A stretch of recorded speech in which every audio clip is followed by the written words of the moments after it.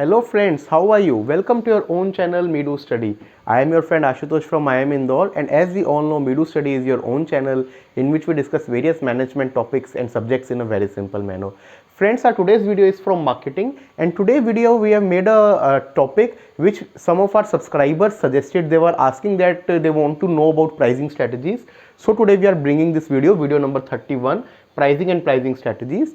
This video this topic we will cover in two videos, 31 and then subsequently video number 32 will be made. Let us begin.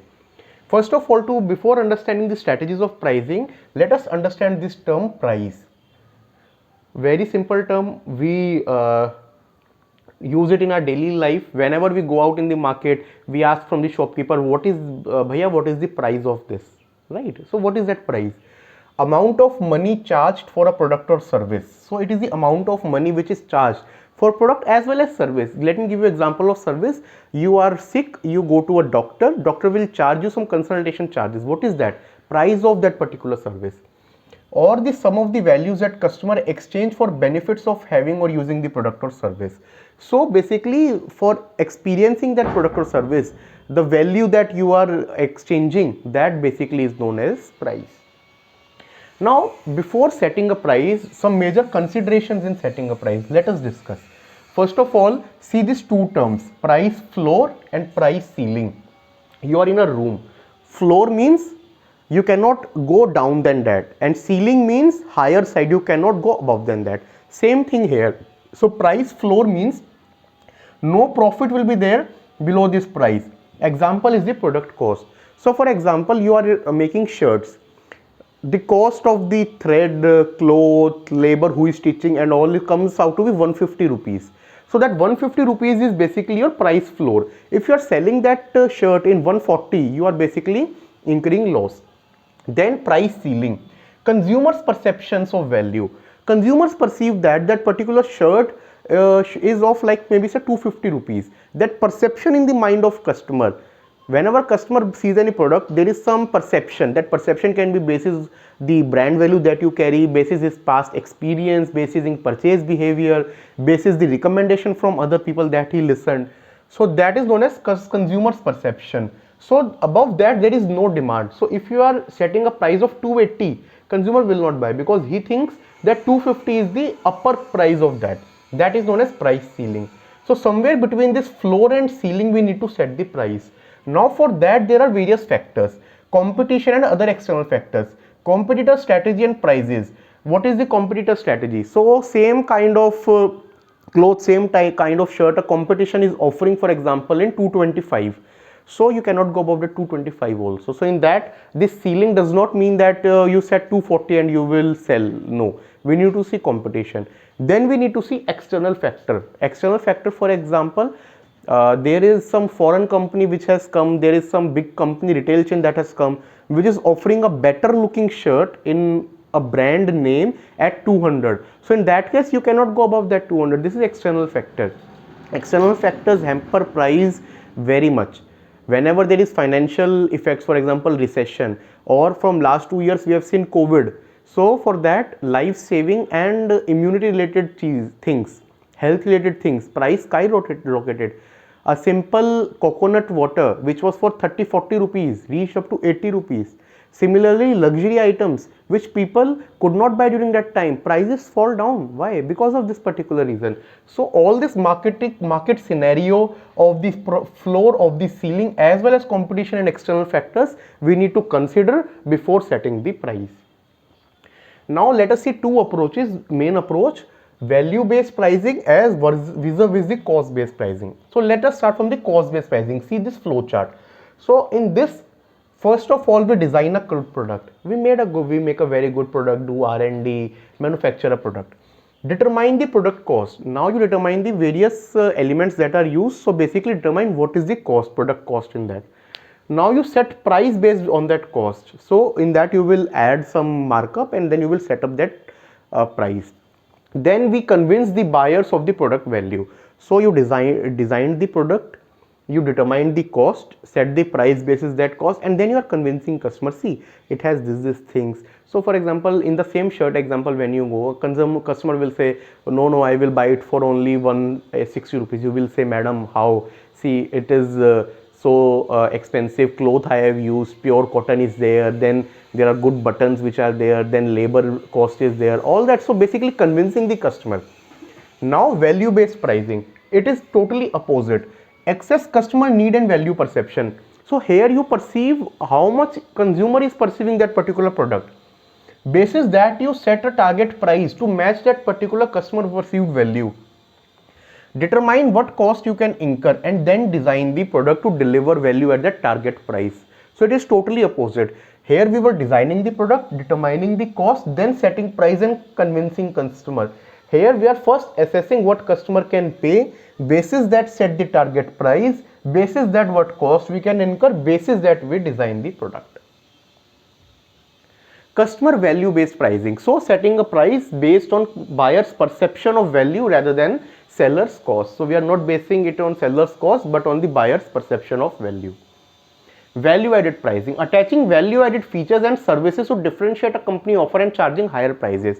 Take example of automobile industry. So a car, for example, is normal model is available for 5 lakhs.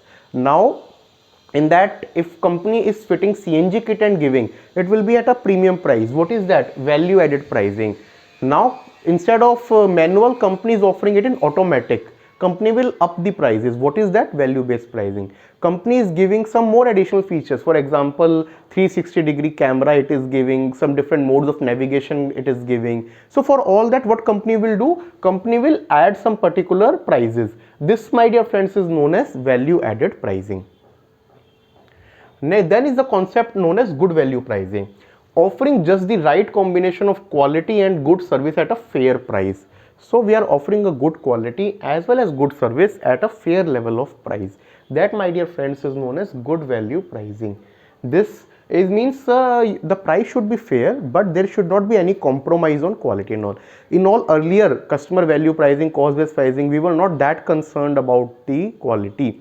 In that, we were just seeing we need to match the consumer requirement and give a product. But in concept of good value pricing, you should always provide good quality as well as good service and keep the price also reasonable.